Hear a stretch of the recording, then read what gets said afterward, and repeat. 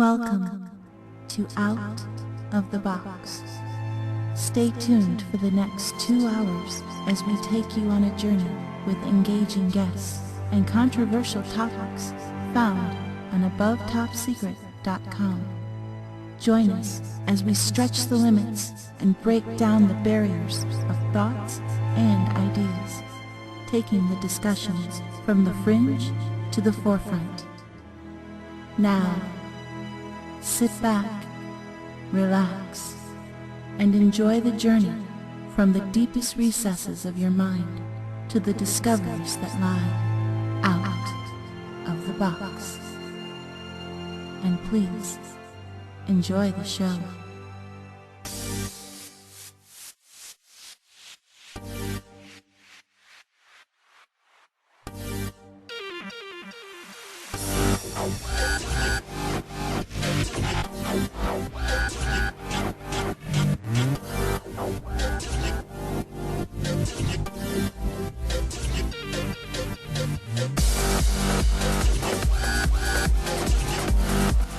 Hello, I'm Signalfire. Welcome to the show.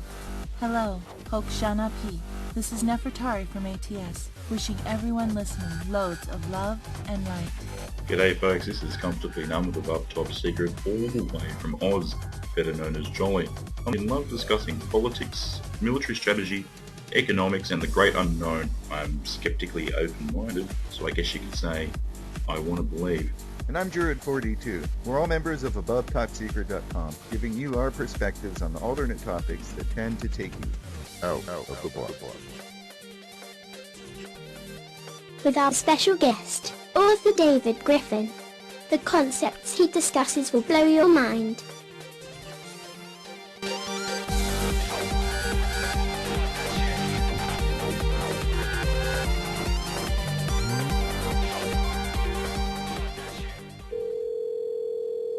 Hello. Hello, David. This is Druid42 from Out of the Box, and with me on the line is Signalfire on AboveTopSecret.com. Yes, hello. Our guest today on Out of the Box is David Griffin, who has written a book with possibly the most intriguing title I've ever seen, Revelation, A Briefing for the Peoples of Earth. David's primary role for many, many lifetimes has been as an intelligence officer working for the light side. His primary function has been investigation and exposure of the enslaver operations and methods, not only on this planet but on others as well. And one of his main projects for this lifetime has been the preparation of an intelligence briefing for the peoples of Earth. That intelligence briefing is now complete and consists of 2 parts, half on the web and the other half in a printed book. You will also find a bit more at upwardvectorpubs.com. Welcome to Out of the Box, David. Could you give us a brief background regarding your present lifetime and then explain the prior lifetime's knowledge and how you managed to uncover that? Depending on the level of your listeners, I thought maybe I'll just start with a little brief thing of, the subject of past lifetime, previous lifetime. We are, all of us, actually spiritual beings who are inhabiting biological bodies. You sort of merge with a body during a particular lifetime, and at the end of that lifetime you leave that body behind. It just becomes an empty shell at that point, and the being goes off elsewhere, but the being continues to exist, and they actually take their mind with them. The mind is not actually the brain. The mind is an energetic construction of the being themselves. So the memories, all of their memories and past experiences, of course, get taken with them. Typically, the mind is sort of a recording device. It's you might think of it as a huge collection of sticky yellow notes to self. Like note to self: this was a bad experience. Don't repeat this. Right. And so you've got all these recordings that contain all of this. Basically, it's energy. It's your own energy. So that's why your memories stay with you, but typically for most people, they're occluded. They're hidden behind a layer of energy and charge that keeps them occluded, keeps hidden view. So what I've been doing this lifetime has been systematically dissolving that barrier, going through and recovering my memories. It's been a very very slow process, takes a lot of work, which is exactly why most people don't have their memories, because there is this, it's an actual technical factor. There's this physical, energetic barrier there that prevents them from accessing these areas. But as it turns out, I agreed to do this mission a very, very long time ago, to be here at this particular point in time and to recover my memories so that I could then share the data. And as a part of that, sort of coming down the line from a very long time ago, I was specifically in certain places at certain times so I could recover very specific data. So all this time I've been sort of acting as an intelligence officer, collecting all this data, and now is the time for me to sort of debrief on that. Okay. Could you give us a brief discussion of this life, of what you've done so far in this life? Most of this lifetime's been, well, the first part was fairly average, I suppose you might say. You know, when I came into this lifetime, I did not have any recall of any previous lifetime. And so I was just growing up, you know, as a normal kid. And but the funny thing was, I always felt, you know, as I'm sure a lot of people do, that are becoming, you know, people that are now very spiritually aware, you know, I always felt different. I felt like I didn't quite fit in with the crowd. And when I was younger, I did a lot of reading and studying and that sort of thing. And eventually, I got into, I always had this interest in technology also. And so eventually I got into engineering. And so most of my career has been engineering, manufacturing related, that sort of thing. Though I never actually finished getting my degree. I got too, I guess, frustrated with the educational system. And so most of my education was sort of hands-on, sort of an apprentice type of a role before I got enough experience to do it on my own. So then, let's see, when was it? I guess about 85, 84, 85, right in there is when I finally began researching the mind and the spirit and previous lifetimes and that sort of thing. So that was the point at which I sort of began working on my mission again. Now, in the online material, you say that was the point that you awakened and kind of became active again, and that the forces kind of arrayed against you noticed that you had woken up? Yeah. Yeah, that was okay, so yeah, when I began. Yeah, how does that work? Sorry? Tell us how that works. Tell us how that worked, how you realized they had realized that you had woken up. Well, if I skip back about 250, 300 years, at that time I was part of another intelligence service, actually an off-planet group. I was born on a different planet. So basically, you know, the being just interiorizes into a body for a particular lifetime and then leaves that particular body. So in truth, you can actually pick up a body wherever you want, theoretically, which is what I have done, you know, sort of popped around different places. But at that time, I was part of this intelligence service, and I got transferred here to Earth as a part of the personnel. So I was actually here on Earth, and of course their bodies are identical in appearance to regular Earth bodies. So there's a lot of personnel that are stationed here on Earth that have Earth identities, and you can't tell the difference. So I was here then at that time, and then I got in trouble with the service because I was teaching the local populace about a particular subject that was forbidden, and that was previous lifetime. So all of this time, at that time, so I got called in for questioning, and then I got put through the ringer with them, something they call their exit protocol. Very painful period of many, many months of implanting and torture and that sort of thing, and then finally killed at the end. And so since that time, I was supposed to just be an earther, so to speak, and was never supposed to remember any of that. So back 84, 85, when I began studying this area again, these are the guys who immediately began taking notice, was some of my former colleagues, if you can call it that, who are actually sitting on a higher level game board, so to speak.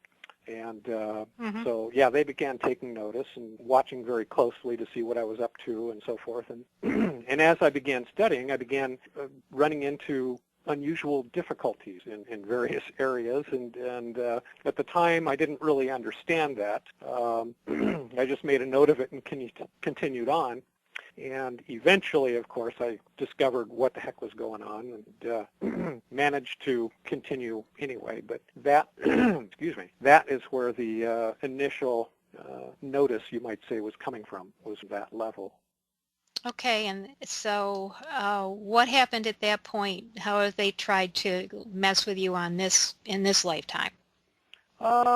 Well, let's see. Some of it, it's not really the appropriate time to get into that yet.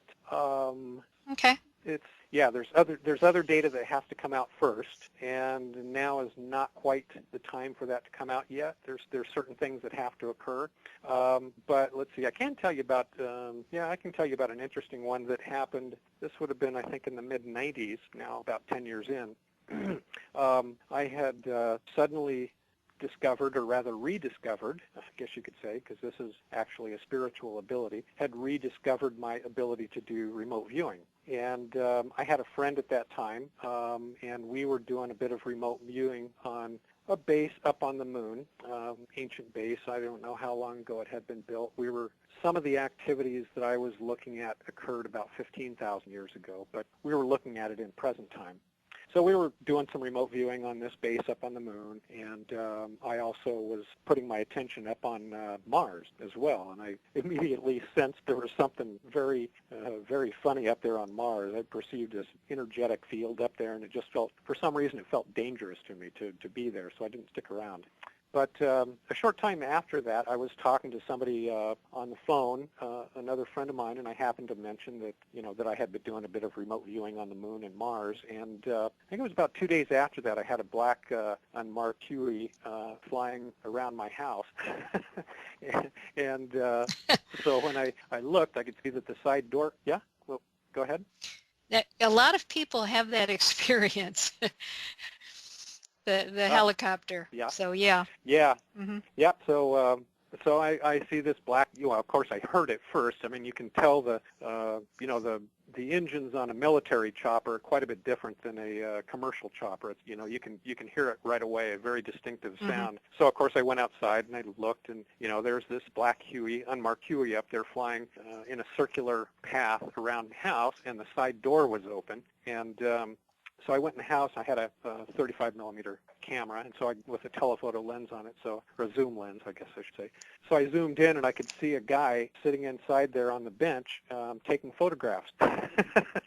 So I took a photograph of him as he was taking a photograph of me, which was kind of funny. And then just a short time after that, I began having a lot of psyops. There was guys following me wherever I would go, and all sorts of different things.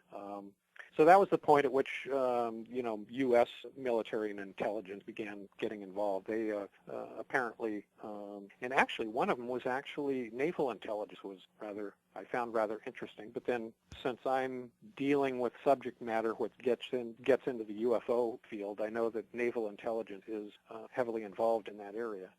So, yeah, for a while they were running some psyops on me, and eventually, though, it was kind of interesting. They found that their psyops were not having the intended effect, because I would just look at their guys smile, or I would just spot them or whatever, and it just wasn't creating the fear factor and so forth that they needed for that kind of thing. So eventually they just stopped, and from that point forward it was just sort of discrete surveillance, electronic surveillance, and that sort of thing. But then that was also the point where a higher level board sort of took over, and then I began having a lot of sort of psychic attacks. And I think in probably around 99 was the first time somebody tried to heart attack me also. This was a combination of a physical substance. I had ordered a pizza from a local place, and the guy that shows up at the door was not the regular delivery guy, which immediately caught my attention. And then as I began eating the pizza, I noticed my heart started racing. What the heck is going on? And so I put my attention sort of inside my body to see what was going on. And I think it might have been, the perception that I had was they were using some naturally occurring substance that would normally be found in the body. So if there was an autopsy performed, there would be no evidence of any drug, just elevated level of a naturally occurring substance. It might have just been adrenaline.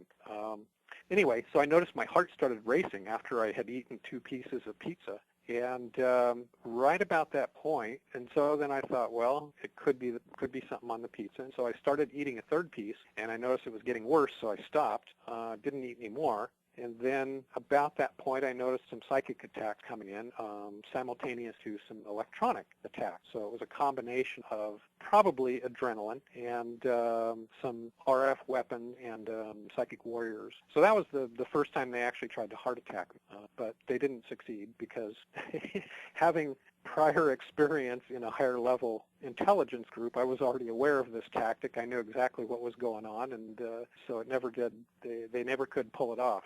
And they've tried over the years. As a matter of fact, I got several attempts, just a couple of months ago. No, not even that long, probably a month ago. But no, they never were able to do that. Just out of curiosity, Yeah, go ahead.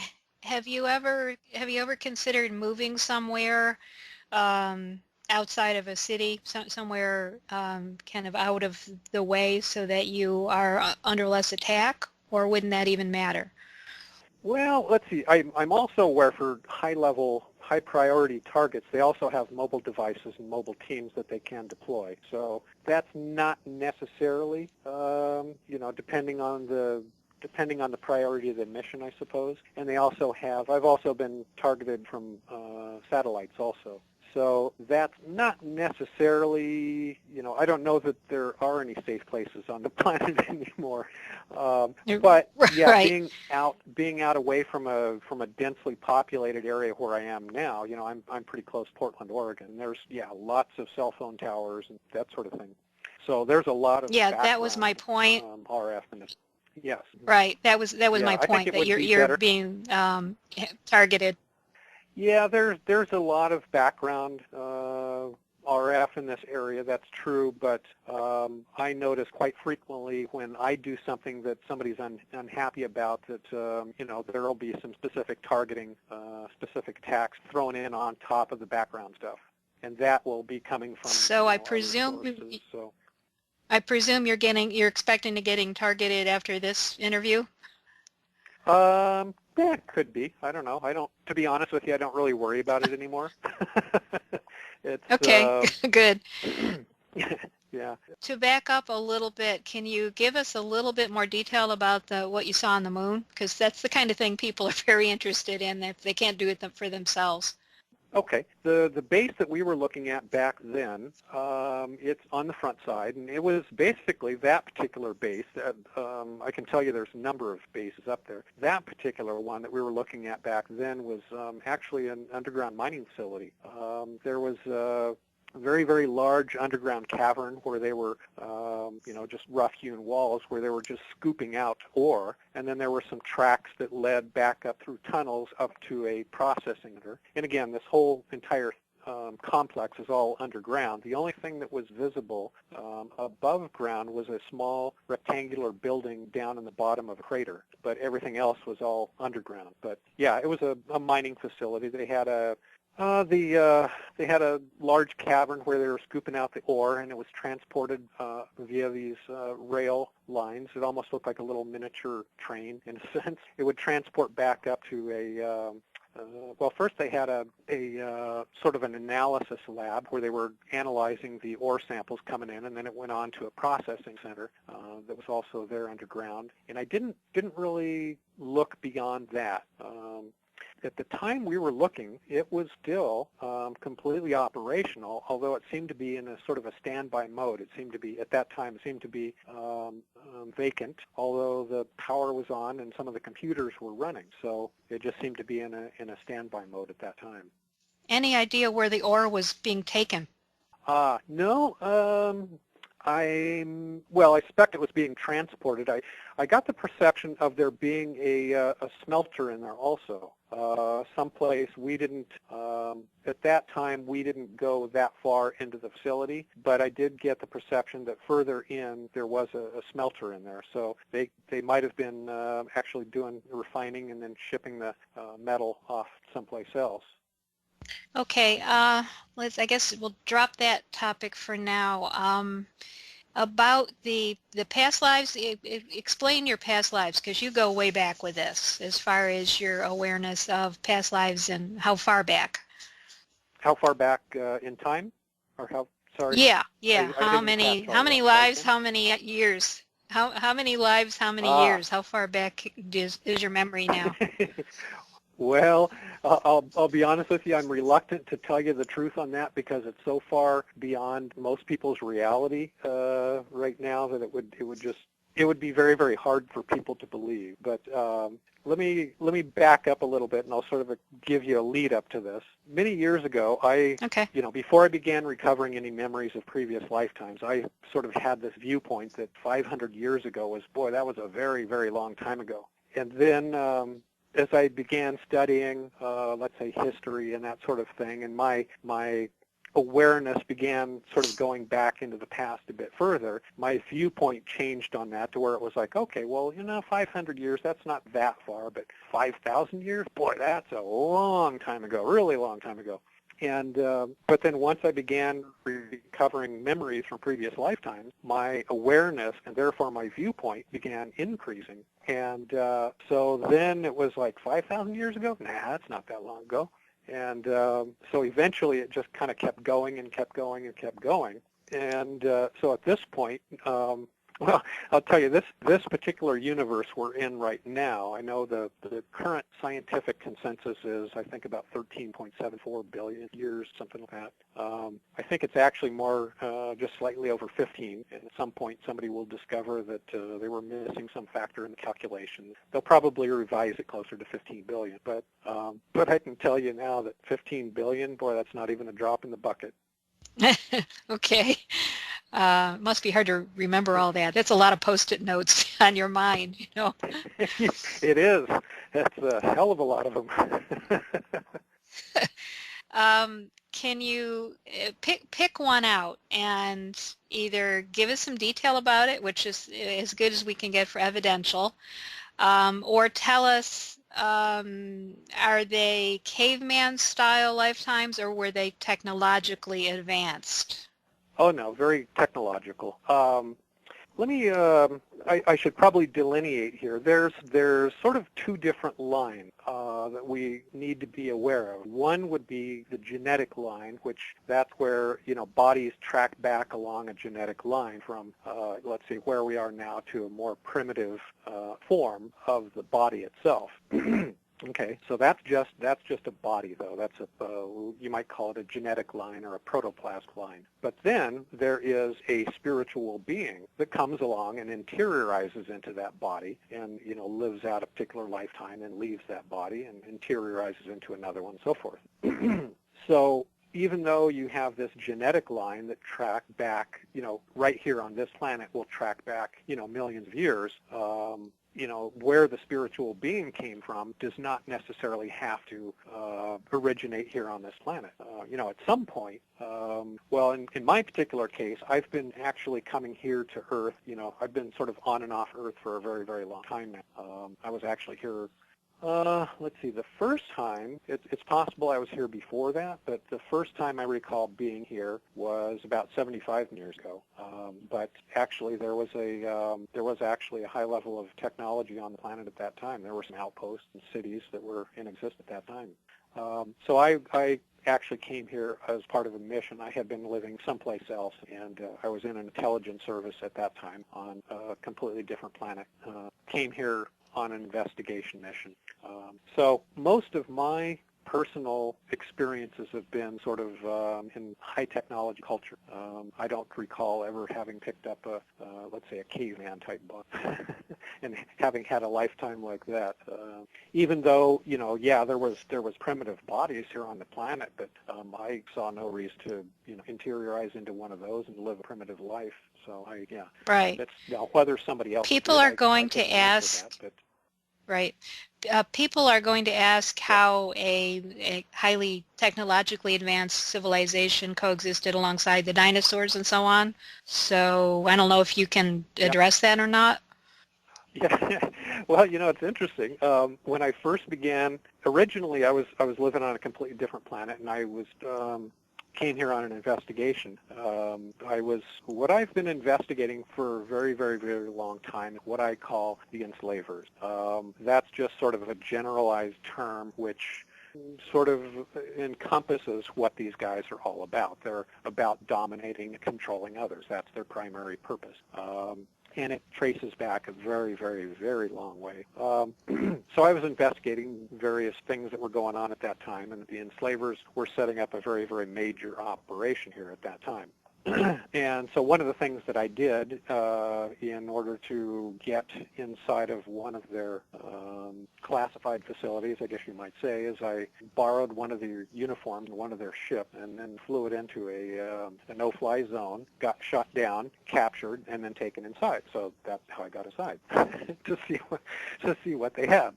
And I recall at that time that it seemed very much, to me, it seemed very much like a jungle planet. That was sort of my impression of it at that time. And so I recall after I had crashed the ship, I knew that I felt a certain urgency that I needed to get picked up fairly quickly. It wasn't really particularly safe to be out there. And anyway, I recall walking up to an enclosure. There was a very, very large wall, very, very heavy wall with a very heavy security door at the entrance. And there was sort of like a little intercom there. You would, go up, push the button, and there's a little screen. And you talk to the security personnel and say, "Hey, open up." And so that was, I recall there being those specific security features, and as well as, at that time, and I think some people have probably, in some areas, some people have probably talked about this, finding a very, very ancient subway system. Well, that subway system dates to that time period, about 75 million years ago, because I actually recall being taken down in there. So there were this underground subway that linked a number of cities that were in existence at that time. It wasn't nearly, as populated as what you see now. It was much more of how do I describe it? Well, my initial perception was like a jungle outpost, planet, but it was, probably more like smaller outposts as opposed to, the massive population we see now. But there were some other things that occurred that I can't really get into right now. But needless to say, things did not work out very well. There was a major catastrophe that was engineered back then. Okay, so a global Earth catastrophe, or? Yes, and it was not accidental, and it was very specifically engineered. I should point out here that there are, in recovering my memories from previous lifetimes, I've run into, in several cases, specific areas that were intentionally booby-trapped, so that if someone starts to recall part of it, you immediately get hit with a lot of very, very heavy force and so forth. So there are some things that are specifically booby-trapped and have to be handled very, very precise. So I'm I will intentionally sort of walk around those areas very delicately to avoid touching and re-stimulating stuff. Okay, so tell us about the alien connection. Now, in your online part of the book, you talk about having been present at Roswell when the craft was recovered, and that you knew how the propulsion system worked. Can you give us a little detail about that? What I'm trying to do here is bring up as much evidence for people as possible and details. Yeah. Actually, it wasn't the propulsion system. It was the navigational array. Oh, okay. That I heard. Yeah. All right. Well, let's see. First of all, last lifetime was another part of this very long-term plan that I've been working on. And so last lifetime was another very critical point in, let's call it, the game, because of what Roswell was a very, very key pivotal point.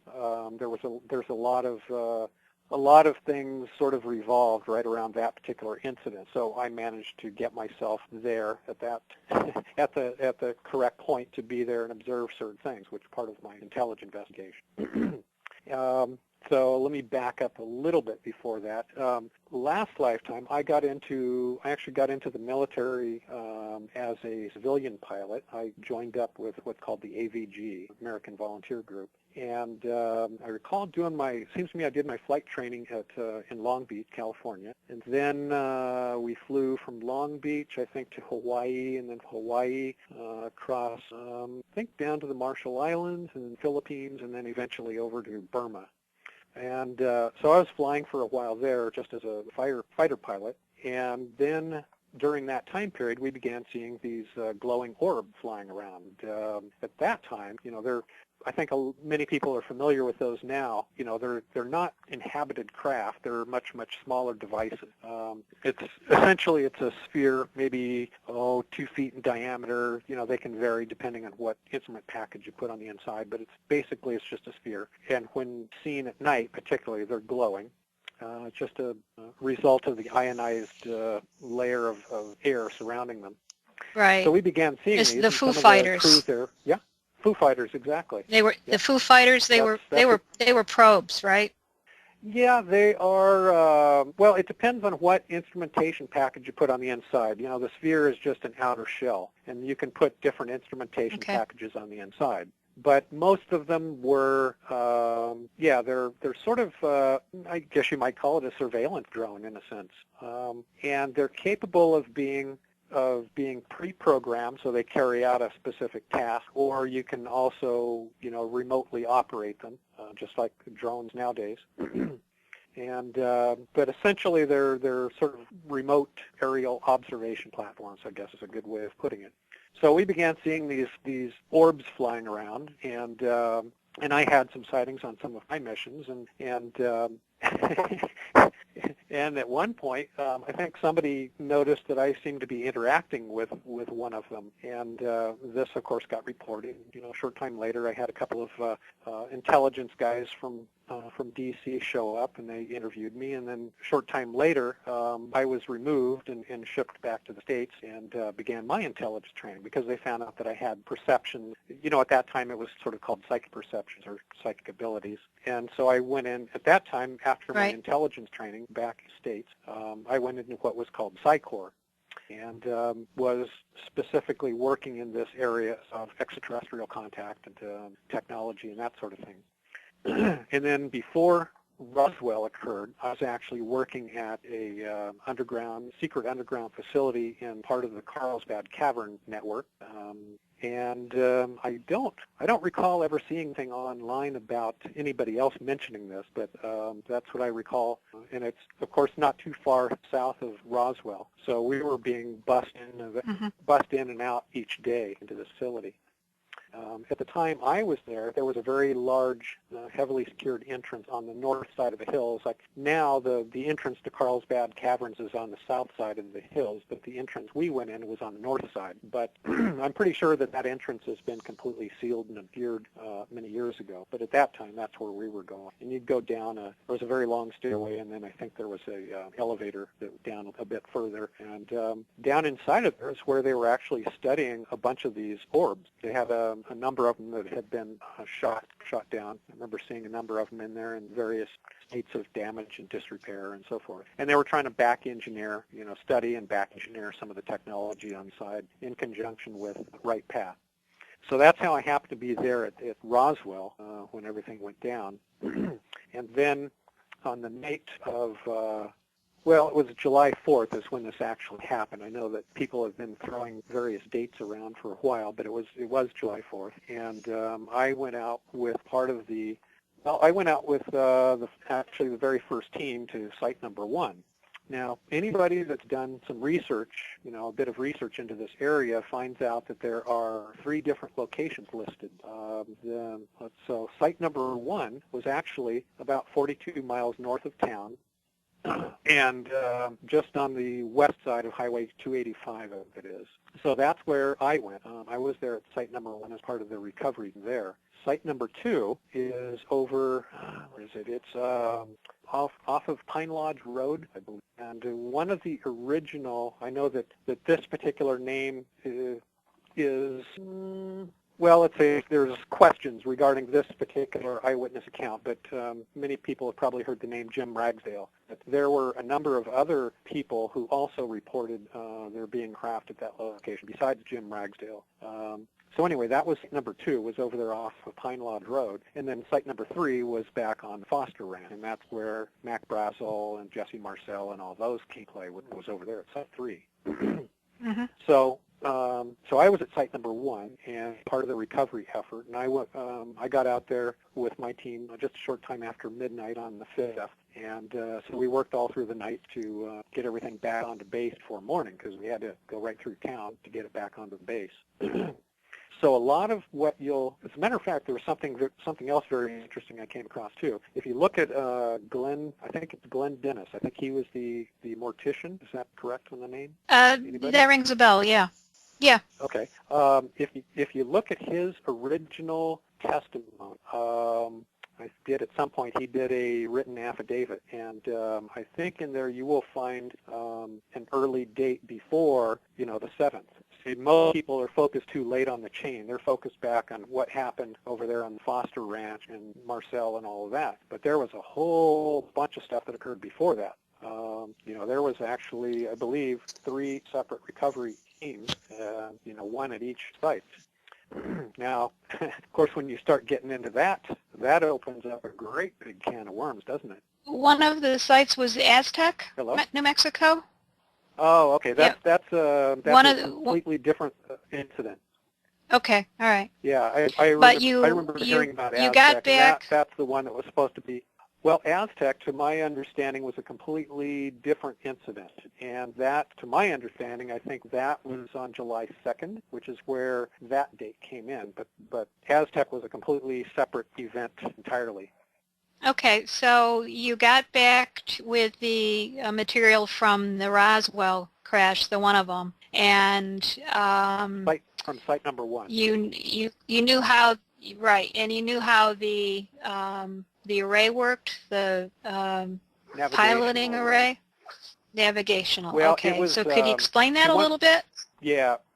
It was a large round navigational array that came out of the craft that we had recovered the night before. And one of the reasons that I was involved in this was that the military discovered that I was able to perceive things, let's say beyond the normal 5 senses that most people do, which is that's what this group, the specialized group, the Psi Corps, that's what these guys were about. They were able to perceive things beyond 5 senses. And so I was able to perceive certain things about the technology. And so that's what I was doing. But see, the funny thing is, I can tell you this now. See, what I was also drawing on was all of my past track, all of my previous experiences, previous lifetimes, and all of these, sort of space opera civilizations. I had been around this technology for a very long time, so I could just go, oh yeah, this is this, and this is how this works. And of course, to them, it's this is all very mysterious. But I'm sort of, on the one hand, I'm sort of uncovering it, and on the other hand, I'm sort of blocking my own knowingness, like, oh yeah, I know exactly what this is. So it's kind of a funny game that was being played there. Seeing the craft would serve to remind you of past lives rather nicely if you had, interaction with that beforehand. Oh, yeah. Well, yeah, in some respects, sure, yeah. When I arrived there at the site, there were 2 beings that were still alive. Some were dead. One was in the process of dying, and there was another one that was up, and he was very much stunned. He was sort of staggering, but barely able to stand. But there was one that was dying, and so I went up to him. And these were, they're small humanoids. They're not the nasty grays that you typically see. Smaller humanoid bodies, but they're, they look much more human, just very small. And anyway, so one of them was dying, and I went up to him and sort of gotten in telepathic communication with him to find out what had happened. And they were shocked, actually, and it took a while, but eventually what I got out of that was that they were shot down. And this, of course, really surprised them because the Earth forces did not have the technology to do that. See, this was the big prize. How did this happen? How could this possibly happen? Earth Force did not have this technology to bring down their craft. Well, of course, knowing what I know now, having been operating at a higher level to this, just 250 years ago, I'm backing up to what I call the sector level. That would be the extraterrestrial group that's sort of in control of this particular sector of our galaxy. So I think what happened there, you'll see some allusions to that on some of my Roswell pages. I've sort of left some clues there that now, after people listen to this, they can go and see those clues and go, oh, that's what he's talking about. So that's what actually seems to have occurred there, was that some were actually shot down. I think I know exactly who was behind that, because I used to work for them. Would you be able to tell us? Well, yeah, actually, I've already mentioned them in several places on my site. It's the name of the planet is called Marcab, spelled M-A-R-C-A-B. It's not too terribly far from here. It's about 68 light years. That's not too terrible. And so there's been, for a while, there's been a Marcabian Confederacy that's been sort of running things here in this particular sector. So I was, I lived there on Marcab for a while, and was, before I went into their intelligence service, I was actually in their military also. So again, I had the same sort of career where I went from military and then into their intelligence service, and did all my training and so forth there, and then eventually got transferred here to Earth. What happened after the Roswell crash? Do you remember that part of your life afterwards? Yeah, I'll tell you, it's taken a heck of a lot of work to uncover that. And I actually mentioned this in a couple of different places, that when I began, I got my very, very first memory from a previous life back in 1992. And it was that particular memory that surfaced was actually when I was in the AVG and heading over to Burma. It was right after we had just flown across Flying the Tigers. Pacific, and I think I had landed on later they became known as Flying Tigers. At that time they weren't. At the time that I was in there, they weren't. And I think I was actually back to the state before, might have even been before they became known as Flying Tigers. I came back to the States spring of '42. I got over there in September of '41. And that particular date when I had landed, I think it was a little airstrip in Marshall Island, sort of on our hop over. And that was on the 14th September 1981. So in the spring of '42, I came back to the States, and I think it was sometime after that they began being called Flying Tigers. But anyway, what I noticed was that was my very, very first memory that surfaced from a previous lifetime. And then I didn't get anything more from last lifetime for a very, very long time. I was actually recovering things from much earlier on track, things thousands, millions of years ago, and yet for some reason my last lifetime is still very, very heavily included, which at the time didn't make any sense to me. And then around 2003 is when I suddenly got this brief little, sometime after that I also I had this quick flash of flying jets over the desert north of Edwards Air Force Base in the late 50s. So I said, okay, so I was a pilot in '41, and then here I am being sort of like a test pilot in the late 50s, out at Edwards. So I said, okay, well, I was still a pilot then. So I guess I didn't die in the war, but I had no idea what had occurred in between those two bookends, say. So then in about 2003 is when I first got this brief little memory of being at Roswell suddenly popped into view, of being there at a crash site. What the hell? This doesn't make any sense to me. How, there's being a pilot, a test pilot. I was I was originally a fighter pilot, and then in the 50s I was being my test pilot, but they didn't have any of that type of thing at Roswell, so I said, why in the hell would I be at Roswell? This didn't make sense to me. And so as I continued recovering my memories, believe me, it's taken a lot to undo all of that. What I finally discovered was that after Roswell occurred, a lot of the military personnel and even some of the civilians were actually put through MK-Ultra to occlude their memories. And so that's what I actually began recovering was, oh man, there's an entire implanting series here to occlude memories, and I think that is also one of the reasons why you will find, let's say, conflicting testimony in some cases regarding Roswell, because the military intentionally took all of these people that had critical knowledge and put most of them through, and this was a massive program, put them through MK-Ultra programs to occlude their memories. And I recall going through some of it there at Edwards, which is where I was, I transferred there. Well, let me back up to Roswell. I was part of the recovery team, Site Number 1, and we got back onto base early hours of the 5th And then, of course, I got food and sleep. And later that evening, on the 5th, is when we went back into the hangar, and I met with some of the people in there. And that's when we were looking at the navigational array. And then the very next day, on the 6th, is when I was shipped out of there. I recall there being a big rush to get everything out of there very quickly. They wanted to get it dispersed as quickly as possible. And so all of the evidence was dispersed to lots of different locations. So I went with that navigational array out to, at that time it was called Miroc. Later it was renamed Edward. Mm-hmm. So I went with that navigational array, probably a few other little odds and ends, but that was the main one. And I know, I'm sure some of it went to Wright Pat, and I'm sure some of it went to other locations as well.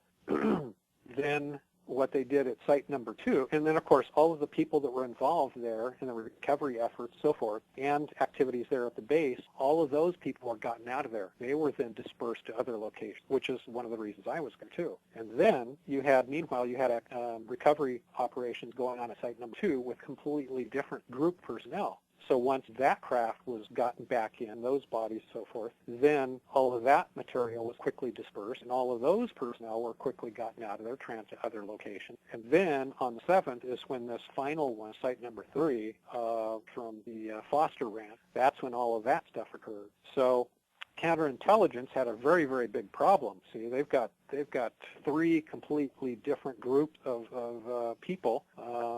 And I think, as I alluded to earlier, if you check Glenn Dennis's original written affidavit, you'll see that he originally said that he was called, I think it was, it was much earlier. It was before Marcel had returned from the Brazil Ranch, or from Foster Ranch. And you know, to many people that says, oh, well, you know, that can't be, that doesn't fit. Well, actually it does fit when you have the rest of the data. Because we, right. The team from site number 1, we got back, you know, early morning of the 5th. We were back with a craft and with bodies. At this point, the Air Force has a lot of loose ends and 3 different locations and a lot of civilians too. So it's your thought that everybody who saw stuff they shouldn't have at that point had their memories suppressed, and they must have missed some people somewhere along the line, because some of this kind of leaked out at the time, and then later on, 30, 40 years later, people on deathbeds were talking about it.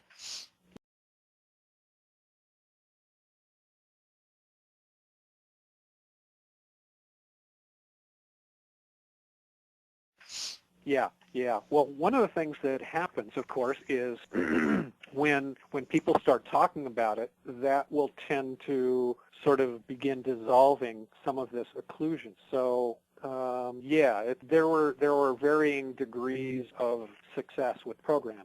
In my particular case, I got quite a bit because not only did I get a lot of implanting there, you know, from our own military forces, and this was done in a number of different locations also, not just at Edwards, but after that, I recalled getting turned over to, I'm pretty sure it was Marcabi Intelligence, because they had told the military, hey, when you're done with that guy, we want him. So I got even more implanting after that. So it was, they wanted to be sure that I wouldn't recover any of it, but of course I've managed to anyway. So you can imagine they're not particularly happy. Why wouldn't they just bring you over to the dark side, for lack of a better term? Well, they did try to do that to a certain degree this lifetime. They were trying to sort of, at one point, this would have been back around 2003, they were going to see if they could sort of get me back into the fold to a certain degree. And then, of course, failing that was to completely cave me in again. They didn't succeed with that either. But I think at that time, they just wanted to, you know, let's just say reinstall a memory cap, if you want to call it that. You know, they didn't like the fact that I was being involved in extraterrestrial technology again, and they knew where this was leading. And I think at that point, they just thought, let's just heavily suppress them again and put them through the ringer again and be done with it. I think that was the thought back then. The reprogramming is not working too well on you at this point. You seem to have gotten immune to it. Oh, well, At this point, I've discharged enough. Well, let me back up. All right. So as I stated before, this particular lifetime that I'm living right now, this was all part of a very ancient plan. Let's put it that way. This was all part of a very, very large plan, which was decided upon by a few of us a very, very long time ago. And so this particular lifetime is when I was supposed to recover all of my moves. That was part of the plan. And so in some respects, this may, well, I don't know if this will sound odd at all, but since our own mind is our own construction, way back then, when I was still operating at a higher level, I decided certain things about my mind, the construction of my mind, the operation of my mind, etc. And so one of the things that I did, which will probably explain some things to some people, one of the things that I did way, way back then was I sort of, there was sort of this sort of little hidden element that part of it was constructed as sort of a time lock, in a sense. And that at certain points in the game, I would start automatically remembering certain things. So I actually set this up a very, very long time ago, and that's what actually happened, with this lifetime, and specifically in 2010. That's when all of a sudden, boom, it's time to do this now.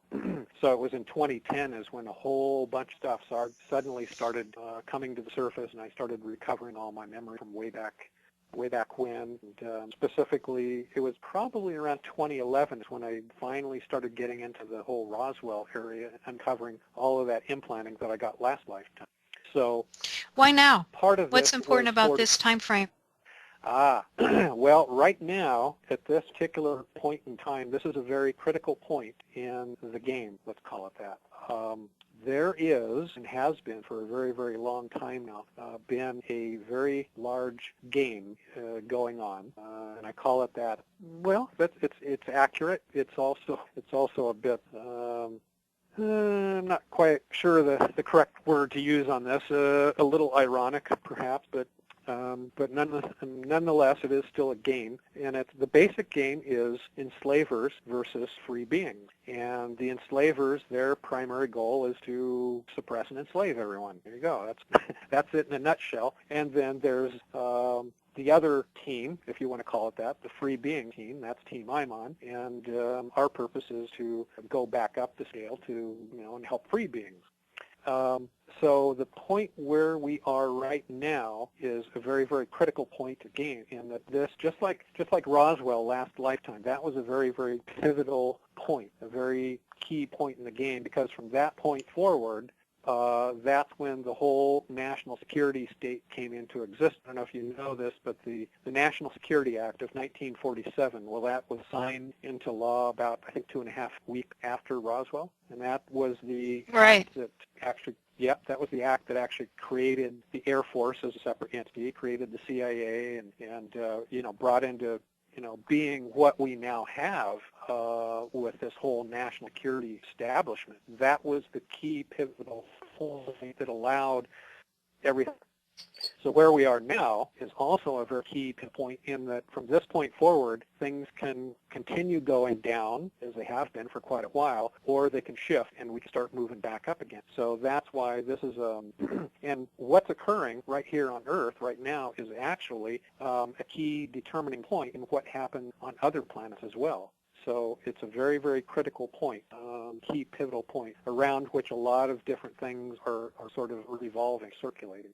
Okay, what happens here got to do with other planets and what's going on with them? All right. There is one of the things that has allowed me to recover my memories. Well, yeah, there's a very specific spiritual rehabilitation technology that was developed, and I've been trained in this technology, and that is what has allowed me to undo the effects of all of this previous implanting, the MK Ultra, and of course this technology of mental implanting. It has been around for, well, since the beginning practically. It's been around for a very, very, very long time, and has resulted in the continual degradation of being, at a spiritual level. We've been in this universe, we've been in a very, very long, slow decline for a very long time, spiritually. And So the technology, one of the things that I've done, one of my functions being here right now was to prove that this technology does work. You know, look, I got all of this heavy implanting from all of these military lifetimes, and yet here I am now. I've been able to recover my memories from all of that and rise back up the scale. So that was also one of the functions of me being here now, was to demonstrably prove it, you know, in a real life situation. Well, all of these other planets needs technology too, because this is a very widespread problem, not just here on this planet. Like I say, implanting has been going on for a very long time in all of these previous cultures that I've been in also. So this is a very, very widespread problem on many planets. You know, this basic, it's, for lack of a better term, let's just call it enslaver technology, but it's mental implanting where people are suppressed and their memories are occluded, and you can install false viewpoints, false memories, false pulsions, desires, all sorts of things. But once you begin undoing this implanting and discharging it, all of that stuff vanishes, and the being rises back up the scale again in terms of awareness, you know, the recall of the past, and also ethical, because it's all of this implanting that, you know, causes people to act in destructive and irrational methods or you know, ways. So yeah, how much do global technology. governments understand of all this? Well, yeah, because yeah, they do. They've been fighting to suppress it. Yeah, they've been part of the suppress efforts. There's a, well, on my site, I've actually got quite a bit of data there on my site. I've got, if you go into the articles section, you'll see 6 sections that are listed there, but there's actually 2 more sections beyond that. There's a 7th and an 8th section that aren't readily visible at first, but if you continue if you continue reading through, you will find them as a natural progression. But I think it's in the 8th section, and there I've got a particular article where I discuss the, you know, this long, slow, steady decline that has resulted from this use of implanting technology, and it's typically been historically, it's been government of, you know, various planets that have used this. They always fear people who will speak out and say, no, this is not okay. You know, whistleblowers, people that are, you know, see things going on, shouldn't be, people who are trying to take, let's say, ethics and justice action. Those people are always a threat to a government which is trying to keep secrets. So it's not just the governments here on this planet who have been trying to suppress it, it's governments on other planets also. You know, I recall getting implanting in many different planets and at the hands of different governments. And it's always the same story. You know, they've got some little secrets they want to keep hidden, and so their solution is simply to occlude people's memories. And this has been going on for a very, very long time, which is now we wind up here with nobody able to recall any of their previous lifetimes, because this has just been going on for incredibly long. Could you explain to people a little bit maybe about how they could go about retrieving their own memories? Well, I'll tell you, I've been at this for a very long time, and I wish that it was just a simple, you know, do this and you'll recover your memories. No, I'm sorry, it just doesn't work that way, because there is just so much hidden charge and mass that is sitting there capping these memories, suppressing them. And it's taken me a tremendous amount of work to get to where I am now. So that's, you know, if it was easy, everyone would be doing it, right? That's the old saying. But the point of me being here and doing this is to prove that, yes, it can be done. It takes some work, but yes, it can be done. But I suspect that there's probably going to be a number of people who are listening to this that are going to be, you know, this may be actually triggering certain things for them. And there's a specific phenomenon that occurs. Basically, what keeps all of the memories suppressed is actual energy, and it's energy in your very own mind. And what happens with energy, it's sort of like if you were to take a tank of compressed air. If you begin pumping air inside of a tank, as you continue compressing it, eventually it will condense to a liquid. And if you continue increasing the pressure, that liquid will eventually condense solid, right? Well, the same thing essentially is true with this energy in your mind. As it begins condensing, as you get more and more energy in there, it begins condensing into more of a solid, much more dense form, and that essentially acts like layers of insulation. And when it gets very densely compacted like that, very solid, that's what will actually cause you a headache. When you feel a headache turning on, that's a very dense mass that's sitting there trying to occupy the same space as your brain, and it doesn't feel very good. But this is a mass of energy within your own mind that's what you're feeling, is this dense mass sitting there. And so what it takes is to begin slowly discharging all of that energy. It's sort of like opening the valve on a tank of compressed air, and you begin slowly letting that compressed air out. So there's a very specific phenomenon that occurs, and you can actually feel it. A lot of times if you feel sort of a shiver running down the spine, well, that's actual energy that's sort of discharging. And there's been certain times when I've been discharging so much energy that my whole spinal area gets warm. I mean, it's quite noticeable at times. But in a nutshell, that's what you have to do. You've got to release all of this bottled up charge and mass that's sitting there, including all of your memories and including your perception, awareness, and that sort of stuff. All of this accumulated mass and charge. That's the entire problem right there. But the technology is how to go about doing that. There are specific things in a specific sequence to be followed and all that sort of. But what it all boils down to is discharging all of that energy.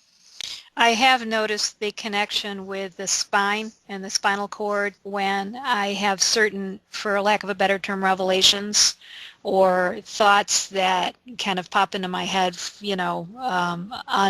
unbidden. I can tell when they're important because of that spine, the shiver. When you feel that sensation of, let's say, the shiver running down the spine or something like that, that specific feeling, that is some of that energy that's discharging. What I'd like to touch on real briefly here, if we could, on your page, and from what I've read, you're denoting between the actual body that we have, and people are mostly stuck within the body as that's their container, that's what makes them alive, and you are implying that we're actually spirits that are trapped within a body. Could you clarify that a little bit more for our listeners? There is this thing, biological body, which we all have, and most people are not aware of their past lives. But the person, like you, I'm talking to you right now. You are a spiritual being. In many religious texts, this idea has been sort of altered a bit to say that you have a soul. Well, that's not quite correct. You don't have a spirit. You are a spirit, and what you have is a mind and a body. See, those are the things that are distinct and separate from you. But you are the spiritual being. The person that's aware of being aware, that things that perceive. If you were outside of your body right now, you would still be you, and you would still be able to perceive, and you would go, oh, look, there's my body. Wow, that's weird. I'm here, and there's my body over there. You would be completely aware of still being you outside of your body and separate from it. And that's what happens with most people when they have, let's say, a near-death experience or an out-of-body experience. That's exactly what occurs. The being has temporarily exteriorized from the body, but they're still themselves.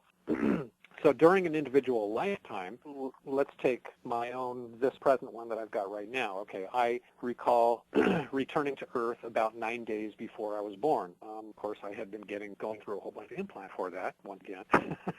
And matter of fact, part of that is what is referred to as the between lives planning. Typically, what happens is when a person dies, they exteriorize from the body. They separate from it, go outside of it, and they go, oh, look, there's my body. And maybe they see some attendants working on it, trying to resuscitate it or whatever, or maybe it's, whatever. I won't get into re-stimulating people's past deaths. But anyway, at some point you find yourself outside of the body. Well, there's a period of time in between when a being exteriorizes from their last body, interiorizes to their next one. So that period of time right in between is what's called the between lives area. And what has been going on here on Earth for a very long time is sort of this recycling program, call it that. people sort of get put through this whole procedure where their memories get wiped and they get programming for their next lifetime that gives them certain feeling compulsion. Oh, I have to do this or whatever. Well, this is all sort of programmed in the between lives area, and it's all about control. That's the whole bailiwick of the whole thing. It's all about controlling being. That's where your enslavers are operating there, is, at that level, is running this whole between lives operation. And one of the main facilities for that is actually up Mars, hidden underground, screened by energy and so forth. And I've gotten into some of that in some of the later pages on my website also, that whole area of the line operation facility out there and so forth. But anyway, backing up then. So this lifetime, I recall returning to Earth about 9 days before my body was born. And my mother was there at the hospital getting a little checkup. And I recall seeing her sitting there reclining in a sort of an examination chair with this big pregnant belly, and sort of swooped right on inside, and there I was. So that's when I interiorized into this current body. So it was already there. It was already being built, so forth. Based on the DNA structure and so forth. So that's where the whole genetic comes in. But I, separate spiritual being, sort of came in and took over and said, okay, I'll take over now, and sort of came in and sort of clamped on and attached myself to the appropriate centers of the brain, you might say, and here I am. Hello, David. My name is Nefertari. I have a quick question for you. And first of all, I'd just like to thank you for being with us today. My question is, okay, what are your thoughts on the connection between the Illuminati, Atlantis, and this hidden knowledge? Is this knowledge, and is societies that have the same, I guess, basic core principles as the Illuminati limited to what people believe as the beginnings with the Bavarian Illuminati, or does it go back much, much farther? Okay, I do have an article on my website called Adam Weishaupt, The Corrupted Illuminati. And some of what that gets into is the origin of the real Illuminati, which would be way back when the Roman Catholic Church was first coming into existence. They were very heavily suppressing a lot of the spiritual knowledge which was in existence, thousands of years ago, which has to do with the fact we are spiritual beings who are typically trapped in a biological body, and these bodies are very good traps. That's one of their unfortunate functions, I guess you say. Now, there's a lot of other things that come along with it. I mean, certainly there's pleasure and experience, so forth, and we need these bodies in order to be able to interact in the physical universe. But when you're at a certain point, I guess, as you're going back up scale, you discover that these are actual traps for the spiritual being. So anyway, there was a lot of ancient esoteric knowledge regarding, spiritual being and nature of this earth, so forth. And the Roman emperors began heavily suppressing that, so forth. So you had this underground movement that began forming of people that were trying to preserve this important knowledge. Of course, they were illuminated. They were more aware than the men. So they were very heavily suppressed all throughout history. This would have been the guys that were trying to preserve the truth forward. Well, eventually, of course, what happened was another counterintelligence operation being directed from a higher level again. Now, I could go back to the Markabian level because that's where I was 250 years ago, but the actual truth is that the suppression, the intent to press all of this knowledge, actually goes much, much higher. It's come down from a much higher level. So the corrupted Illuminati that we see today, this was brought about by a high-level counterintelligence operation to sequester all of this knowledge and corrupt people in the movement. Well, basically corrupt movement. And I'm sure there's still a few people out there that are maybe flying under the radar, but for the most part, what most people now know as the Illuminati now is just very heavily corrupted, major faction of slavery at this point. I was kind of wondering if you had any ideas on a connection to Atlantis. Oh, Atlantis? Yes. Oh, okay.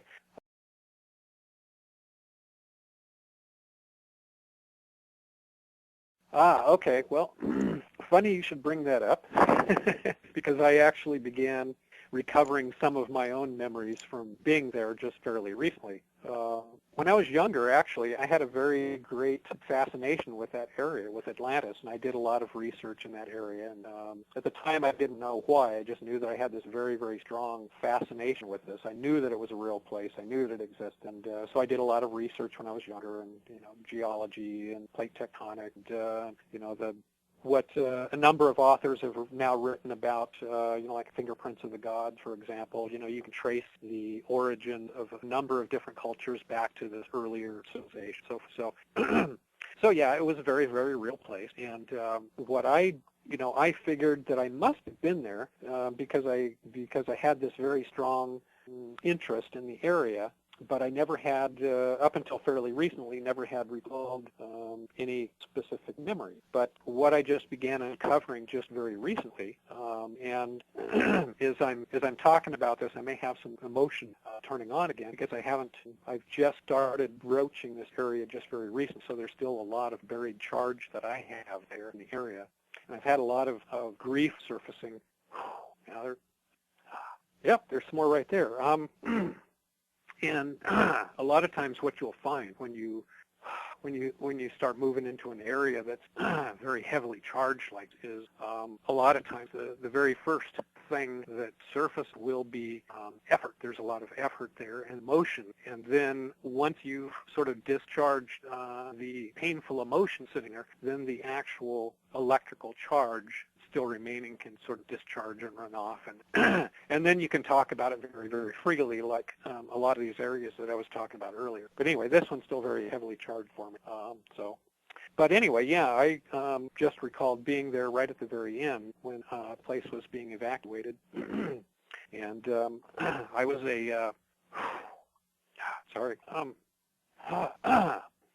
I was a captain on a ship, transport ship. And at that time, I was living in the Pleiades group, and so I was.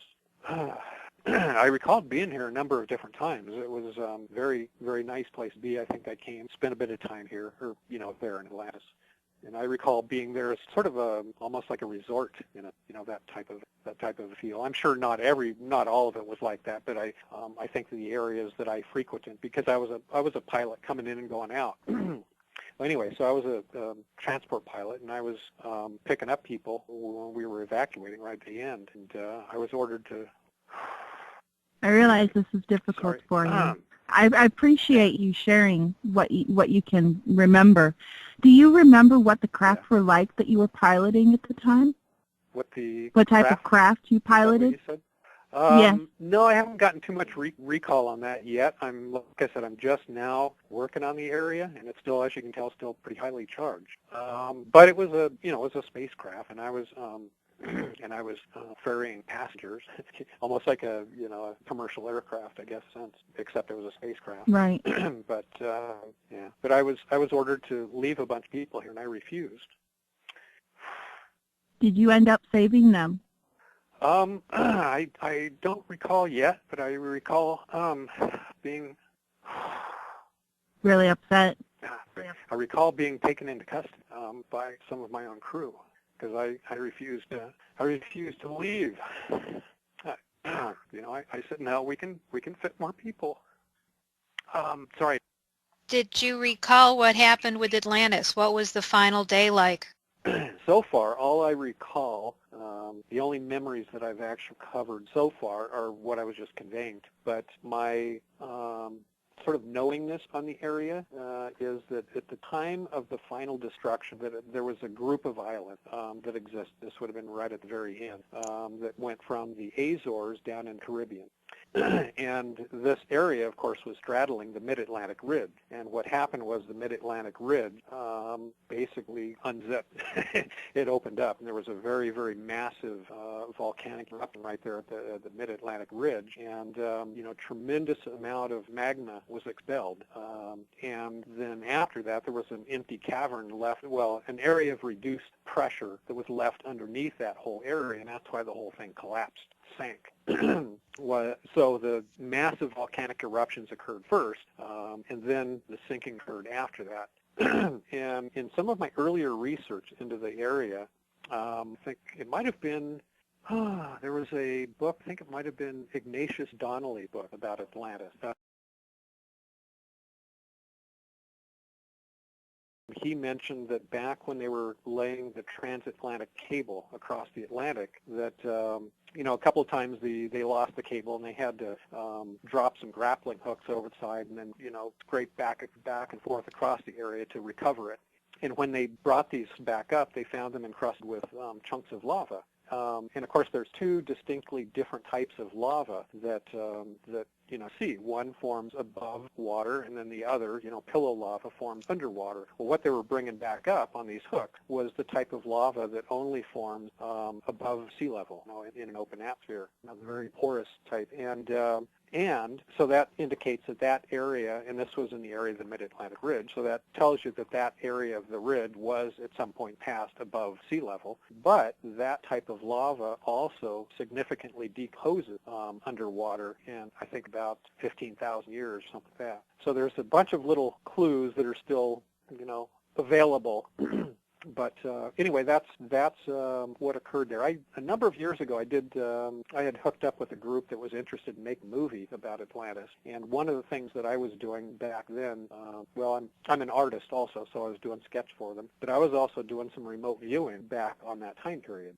I found back when I was doing remote viewing on the moon that I found that I could sort of pervade time, and I could see what had happened at a particular location in the past. Now, that same thing does not apply to the future, however. I know some people have tried to remotely future. Well, you can't do that. The reason is because the future doesn't exist yet. It only exists as a probability. And, anything you do right now in the present time propagates into the future. So any change made now changes the future. So that's why you can never remote view the future as anything more than a series of probabilities. But anyway, so one of the things that I uncovered back then was that there was some technology that they were using that had disrupted things on. They were using geothermal power as a source of power, and one of the things that they did had introduced harmonic vibration down into the Earth, disrupted Mid-Atlantic Ridge. So that's about all I got on that. Is there anything else before we close up here that you'd like to cover or tell us about?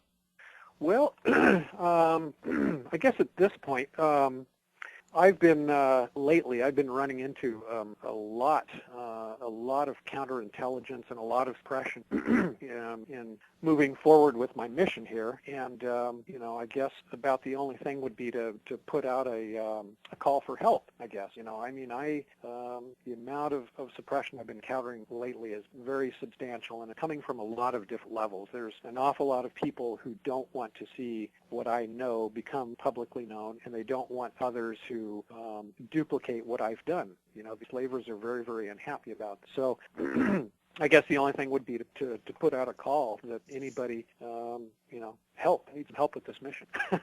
I guess that would be it. Would you like to take this opportunity to share your website information and your book? Well, let's see. My website is Upward Vector Publishing.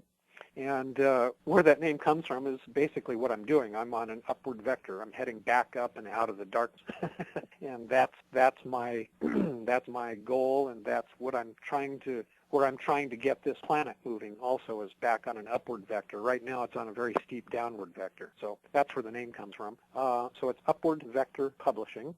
upwardvectorpub.com, and title of the book is Revelation, a Briefing for the Peoples of Earth. And actually, I can say that the people on some of the higher levels, up at the sector and galactic level, they actually also need this data because they don't seem to be paying much attention at this point. One last final question. How is the best way that people can help you with what you're trying to do? Well, let's see. One of the things that I've been getting hammered on very heavily lately has been on my finance line.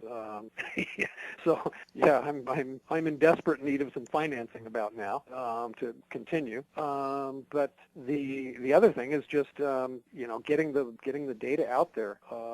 I've run into a lot of suppression on my communication lines also.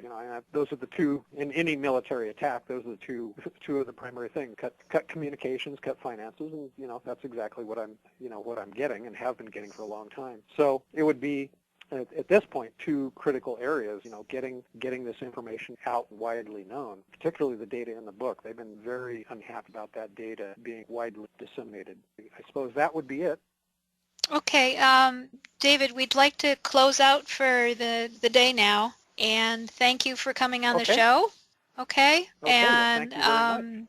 Okay, and the information for getting a hold of your book and reading about it online will be posted up on Above Top Secret. Thanks for being on the show. Okay, well, thank you very much. I appreciate it. We appreciate it too, Dave. Okay. All right. Well, thanks, guys. Okay. Okay, have a good day. Bye-bye. Okay. Bye. Thank you. You too. Bye-bye. Bye-bye.